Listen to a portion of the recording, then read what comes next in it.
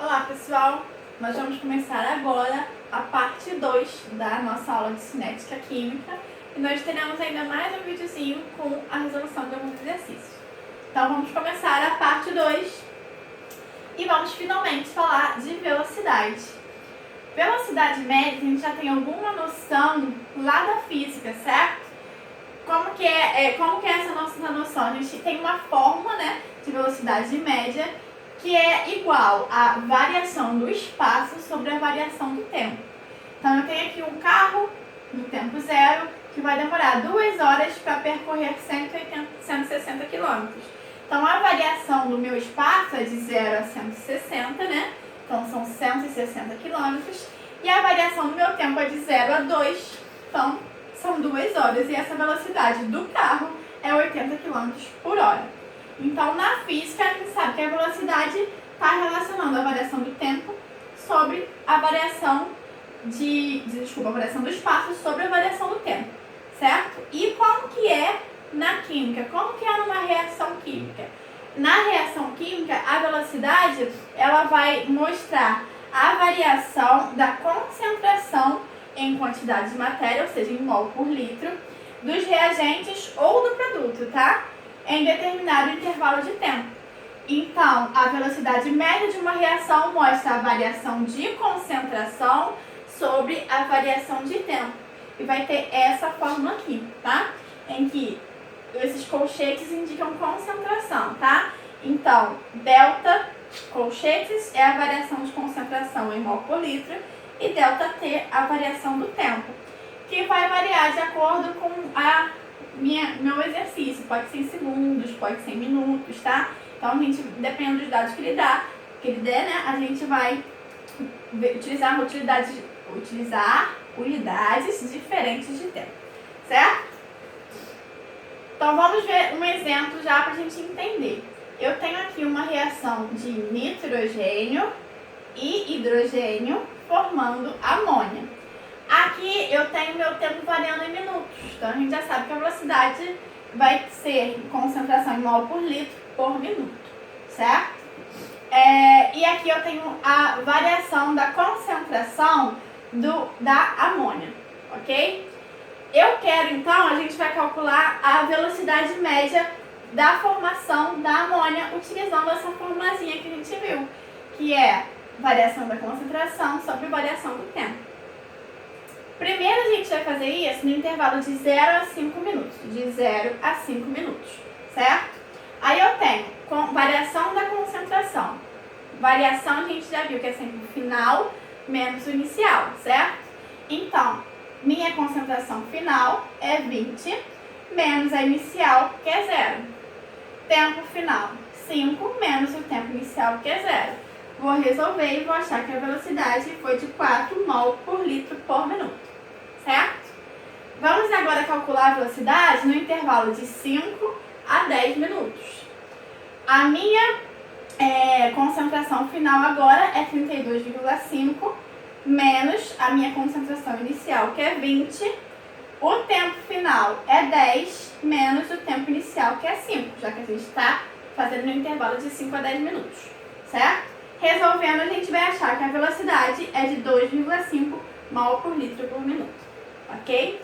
E, finalmente, vamos calcular no intervalo de 10 a 15 minutos. A minha concentração final é 40, concentração inicial 32,5. O tempo final é 15, certo? E o tempo inicial é 10. Estamos chamando de 10 a 15 minutos. E a velocidade vai dar 1,5 mol por litro por minuto, certo? O que a gente está reparando aí? Opa, fui rápido demais. A gente está reparando que a velocidade está diminuindo à medida que o tempo vai passando. E por que isso acontece? Vou repetir aqui os dados, tá? Aí, aqui eu tenho a minha reação no início, bolinhas amarelas e bolinhas laranjas representando meus reagentes. E à medida que a reação vai passando, eu vou formando, botei aqui bolinhas cinzas, que são o meu produto, certo? E a gente vê que os meus reagentes, eles estão diminuindo de quantidade. A concentração deles está diminuindo. Então, vai ser mais difícil deles se encontrarem mais difícil de colidirem para continuar a reação. Então, por isso, à medida que o tempo passa, a velocidade vai diminuindo, certo? Vamos pegar aqui um outro exemplo. Agora, a reação entre H2, gás hidrogênio, e iodo, formando o ácido iodídrico, certo? Aqui nós temos o tempo, variando agora em segundos, e a concentração do hidrogênio, do iodo e do ácido iodídrico, certo? Primeiro, nós vamos calcular, usando a nossa fórmula, a velocidade de consumo do gás hidrogênio no intervalo de 0 a 20 segundos, certo? Então, a minha concentração final é 0,2, a minha concentração inicial é 1. Meu tempo final, 20, menos tempo inicial, 0. E resolvendo, a gente vai achar que a velocidade é menos 0,04 mol por litro por segundo, certo? Vamos fazer agora para o iodo. E a gente vai ver que para o iodo vai dar a mesma coisa, já que a gente tem os mesmos valores de concentração final, concentração inicial e tempo. Então, também dá menos 0,04, ok? E agora vamos resolver para o ácido iodídrico. Vamos calcular a velocidade de formação dele de 0 a 20 segundos. Então, temos a concentração final, que é 1,60, menos a concentração inicial, é 0, antes da reação ele não existia, né? Tempo final, 20, menos tempo inicial, 0. Resolvendo, nós vamos achar que é a velocidade de 0,08 mol por litro por segundo, certo? O que a gente pode observar aí? Que para a velocidade dos reagentes, a gente tem sempre um sinal negativo. E para a velocidade do produto, o sinal é positivo, certo? Por que isso acontece? Esse sinal de negativo, ele só indica que o reagente está sendo consumido, que a concentração está diminuindo, certo? E o sinal de positivo, né, dos produtos indica que o produto está se formando, a concentração dele está aumentando, ok? Então, reagentes a gente sempre vai ter o valor negativo e para a velocidade média de formação de um produto, sempre um valor positivo, certo? O que mais que a gente pode observar? Repetir aqui os valores de velocidade que a gente calculou e a reação, certo? Se a gente observar, a gente precisa de 1 mol de hidrogênio para reagir com 1 mol de iodo, certo?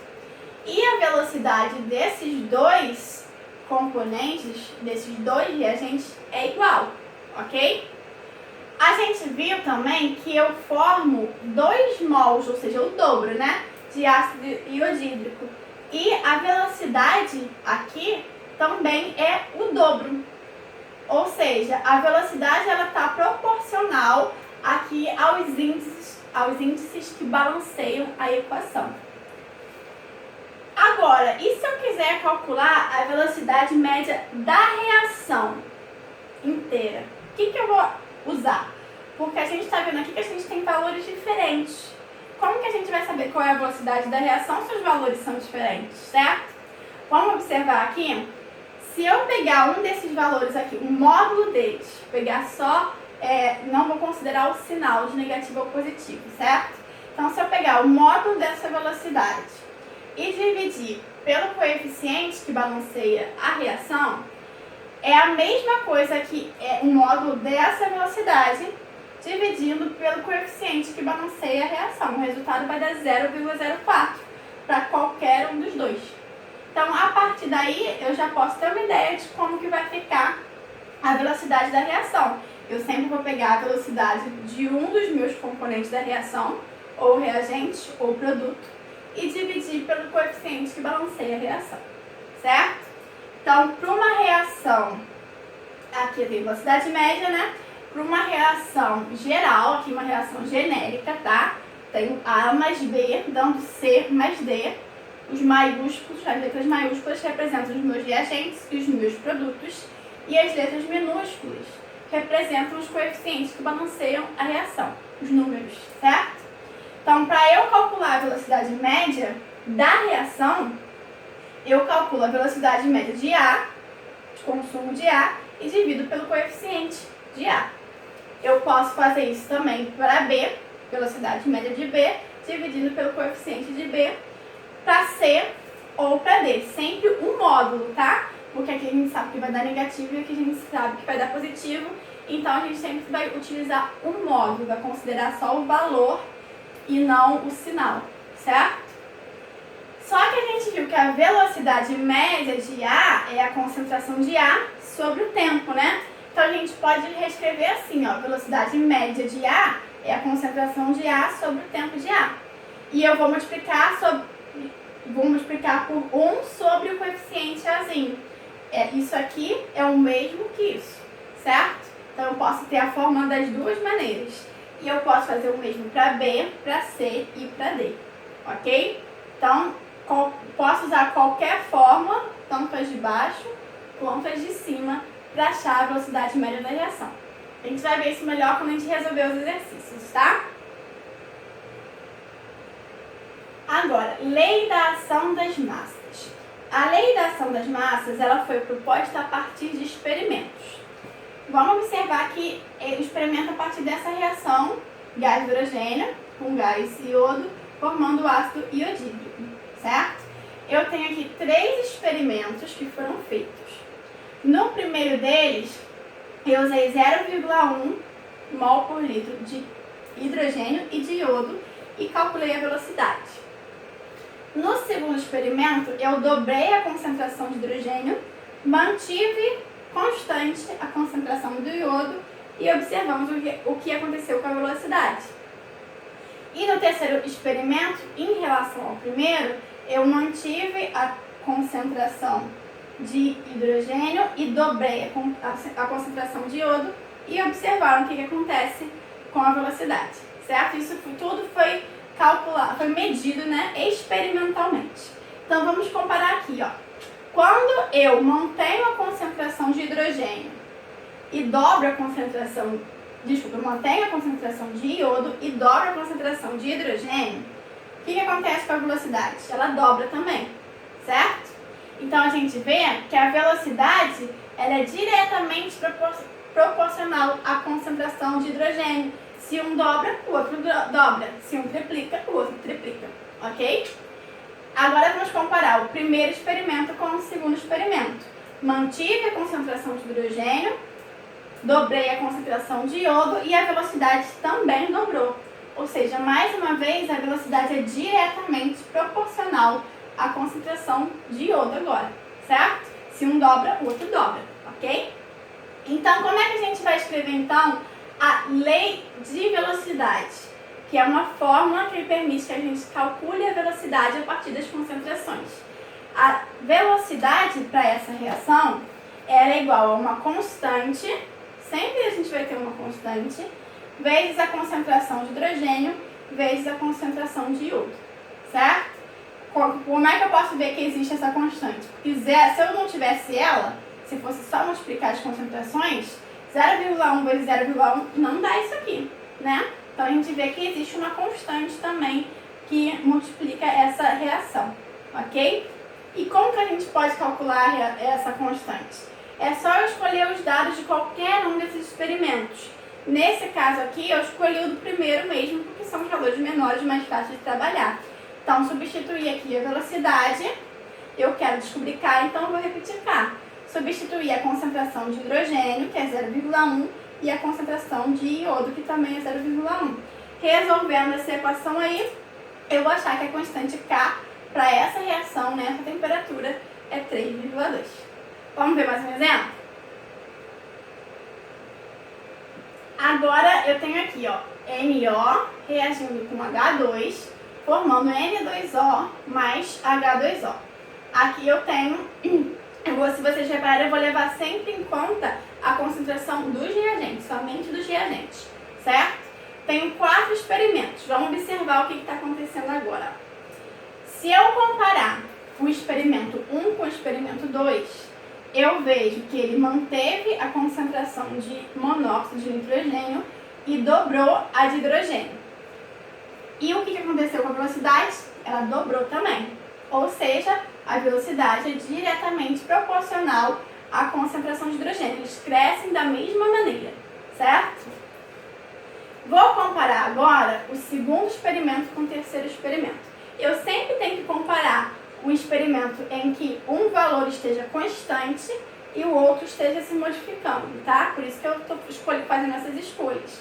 Então, ó, esse está constante, esse está dobrando. O que acontece com a velocidade? Eu dobro aqui, mas a velocidade ela não dobra, ela quadruplica. Estou multiplicando aqui por 4, certo? Agora a gente vai comparar o segundo e o terceiro, em que aqui está constante e aqui está triplicando. Então aqui eu estou multiplicando por 3, aqui daqui para cá, e o que acontece daqui? Eu estou multiplicando por 9. Então a gente vê que o crescimento ele não é igual, não é à medida que eu dobro um, o outro dobra também. Mas se a gente reparar, ó, aqui, ó, eu estou dobrando aqui, certo? Aqui eu estou quadruplicando. Mas o 4, ele não é a mesma coisa que 2 elevado a 2? Então aqui eu posso pensar em 2 elevado a 2. E se eu for comparar os outros experimentos, aqui também, ó, o 9 é a mesma coisa que o 3 elevado a 2, certo?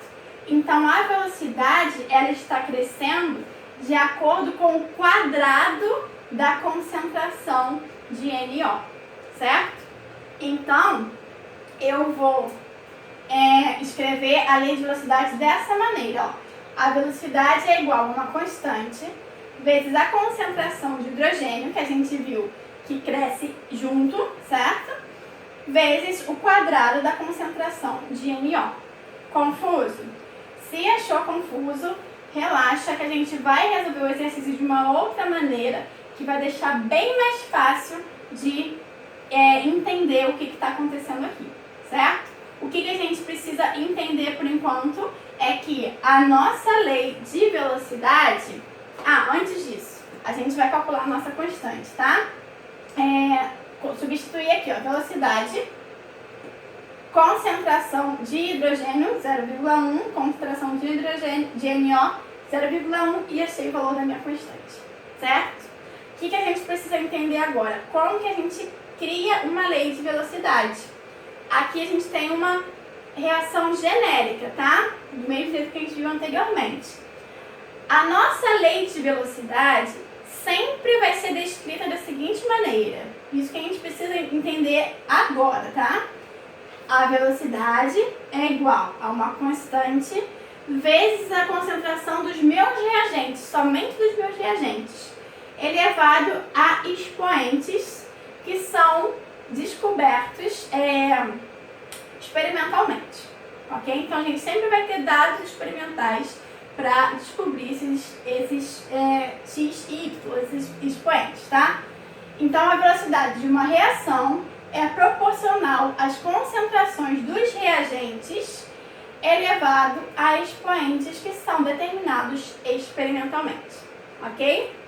O que foi observado? Que quando uma reação é elementar, o que é uma reação elementar? É uma reação que ocorre em uma única etapa. Então, se eu disser que essa reação ocorre em uma única etapa, ela é elementar, tá? E os coeficientes x e y, eles são exatamente iguais aos coeficientes que balanceiam aqui a reação, o Azinho e o Bzinho. Então, foi observado experimentalmente que para reações elementares, x e y é igual a A e B, Azinho e Bzinho.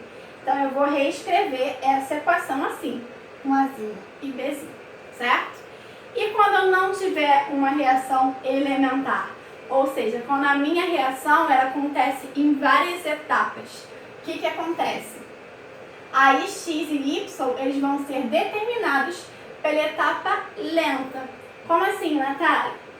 Vamos pensar nessa reação aqui, tá? Que é a minha reação global. Aquela reação que a gente viu no exemplo.